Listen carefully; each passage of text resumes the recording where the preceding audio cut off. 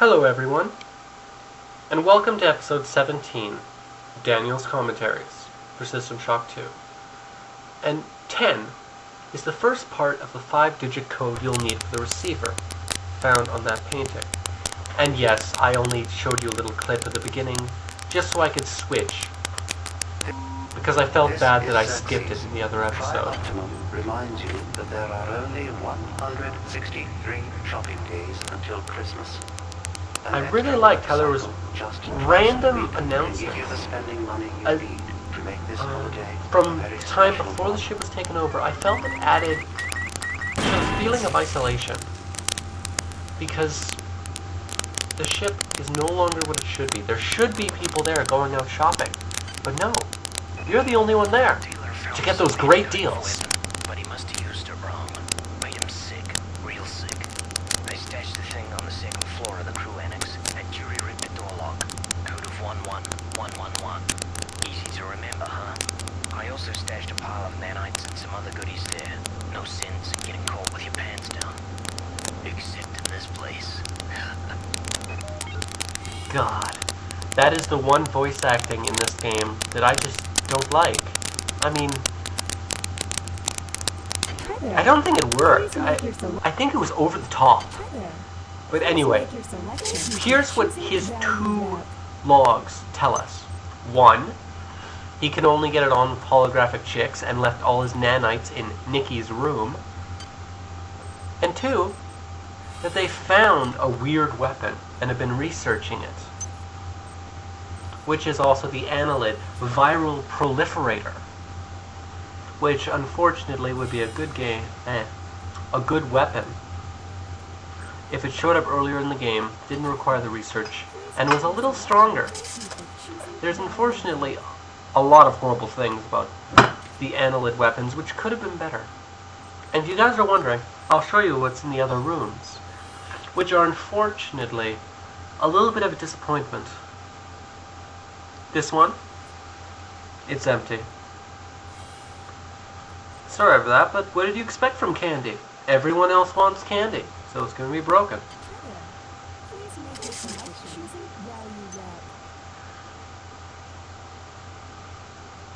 And yes, if you're wondering, I did in fact use a code to get extra nanites, but only for this moment so I could show you what's in these rooms.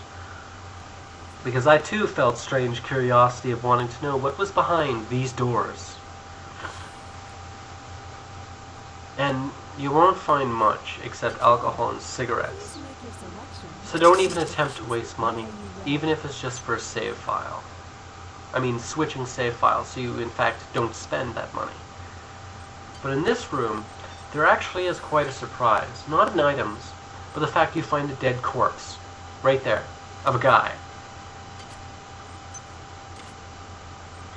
Whether or not it was the hologram that killed him, or spontaneous heart attack from too much excitement, or Shodan, or the many just don't appreciate that kind of stuff. I don't know which party is to blame for that hate crime, but I'm going to find out, and I'm going to make them pay. Anyway, now to leave that with my large cache of nanites, which I acquired from the dead pervert, although there's no way of knowing how he died. He was only really there to give you a bonus of nanites. This is Xerxes. Now to worm my way past these robots without dying. And if you're wondering how, I am using the EMP grenade. Not to kill them though, because I don't have enough ammunition. What I am doing is that whenever they're hit with an EMP grenade, there's always a chance that they will be paralyzed for a short time, because they're robots, and apparently sticking a magnet onto their side will do that to them. Now this part. I found this part incredibly creepy, especially with the atmosphere and the sounds you hear in the background, as well as what you find in here. Taylor sent some email this morning indicating he found some kind of artifact that could infect the worms of the virus. However, if you manipulated the thing, it would introduce a toxin into the human bloodstream that could kill in minutes. Unfortunately, Taylor found this out the hard way. He died right after he sent the message. You seek Now, your if we can only associates, locate his body, we but might you find an cannot artifact. find them. You are so very alone. Against the infinite. Now, what we learned from that last log is that this strange weapon has the ability to infect the annelids with a poison. But unfortunately, if set the wrong way, it'll also harm humans, which is what the first human who found it discovered. The virus hurt them. Now, this is a critical hit. You're actually going to use this weapon. Just like how each weapon has two different settings, like single shot or triple shot for the shotgun, this has annelid and human. It starts out set on human. Do not make that mistake. Because if you try to fire it when it's set as human, you will get wounded and Your dead. skill surprises me. Badly. Transmitting cybernetic modules. So make sure it's set to annelid. And unfortunately, not only are these a little underpowered from the time you get them in the game, but they're also only really good against the annelids themselves if properly set to harm them. I'm so close to Rebecca, it's killing me. I'm spending some time with crew members who said they saw her. They told me to help me find her if I help them set up this transmitter. They're set on saving the Earth. I just want Rebecca. Then I'll take care of the Earth.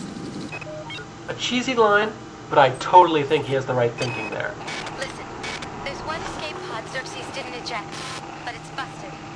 I managed to keep it functional, but I don't know how long it can stay that way.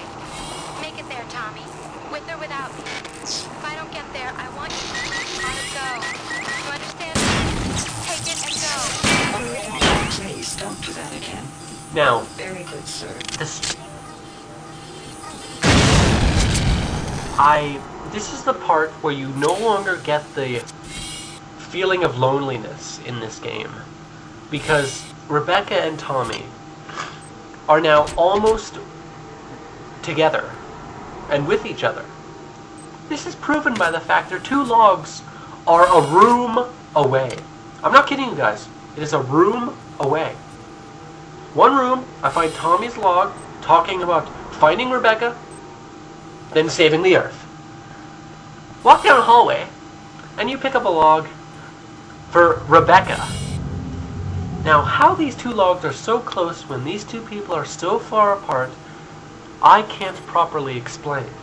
And if anyone here knows why, in this slightly convoluted storyline that is System Shock 2, even though I love this storyline, I feel bad for insulting it, but I still have to make a point here.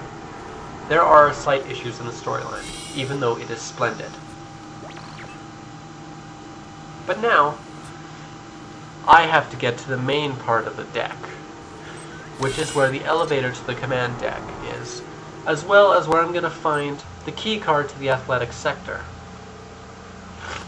Oh, I'm sorry if I'm so congested. I've had a cold for the past week.